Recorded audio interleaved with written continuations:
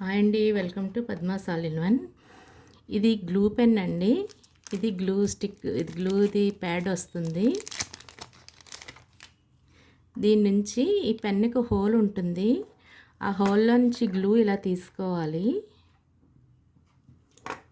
తీసుకున్నాక ఇవి artificial jewellery, bangles తయారు చేసే వాళ్ళకి యూజ్ అవుతుందండి. పెన్ను చాలా ఈజీగా ఉంటుంది.